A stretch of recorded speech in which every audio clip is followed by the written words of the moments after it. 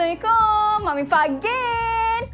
Okey, hari ni Mami Fa nak kongsi dekat korang tentang tips keputihan dan cara untuk mengatasinya. Tapi sebelum tu, pastikan korang tekan butang like dan subscribe.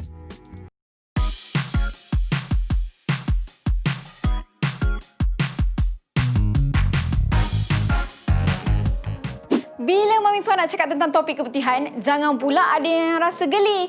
Sebab benda ni normal, okey? Semua wanita pun mesti pernah kena. Tak kiralah korang dah berusia ke atau masih muda. Cuma apa yang membimbangkan kalau keputihan ini berlaku berlarutan hingga menyebabkan miswi korang rasa gatal, merenyam dan keluarkan bau-bau yang kurang menyenangkan?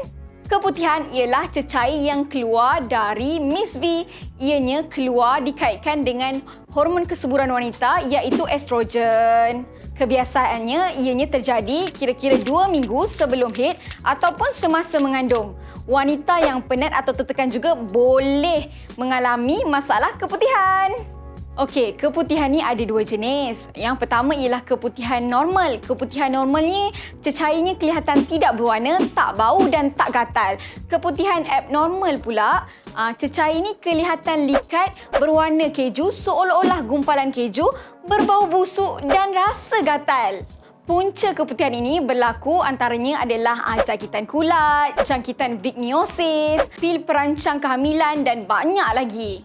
Okey, kalau masalah korang ni berlangsung terlalu lama dan juga serius, korang kena jumpa dengan doktor untuk dapatkan rawatan yang lebih khusus. Tapi kalau masalah korang ni macam boleh lagi terkawal dan tak serius sangat, korang bolehlah cuba bahan-bahan semula jadi ni untuk hilangkan masalah keputihan korang, okey? Yang pertama, gunakan daun sirih. Korang just perlu ambil 12 helai sirih dan bersihkannya. Kemudian korang ramas daun sirih itu dengan 1 liter air suam. Daun air sirih ini kemudian korang buat cucian miswi korang lah. Selain dapat mengatasi masalah keputihan korang, petua menggunakan daun sirih ini juga dapat merapatkan bahagian sulit wanita. Bolehlah korang cuba.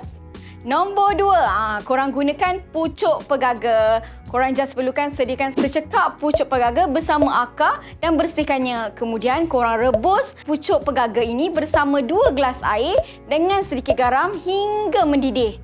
Tapis dan minum ketika sejuk sekurang-kurangnya 2 kali sehari.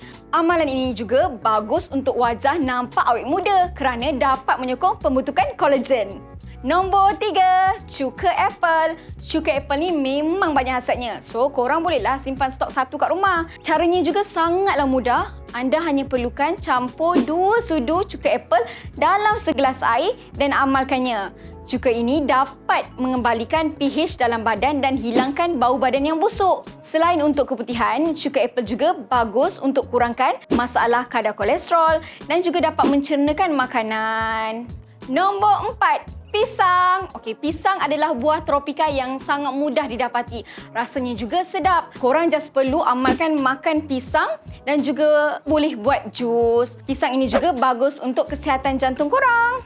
Nombor 5, halia. Halia adalah bahan yang sangat popular ada dalam masakan dan sangat terkenal dengan khasiatnya yang dapat mengurangkan angin dalam badan. Ramai yang tak tahu halia juga bagus untuk hilangkan keputihan. Anda hanya perlu rebus dan blend minuman halia ini.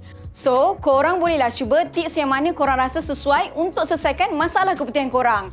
Apapun, jangan tertekan sebab semua masalah ada jalan penyelesaiannya. Sebelum itu, pastikan korang like, subscribe dan kalau ada sebarang komen, komen di bawah ini. Terima kasih. See you again.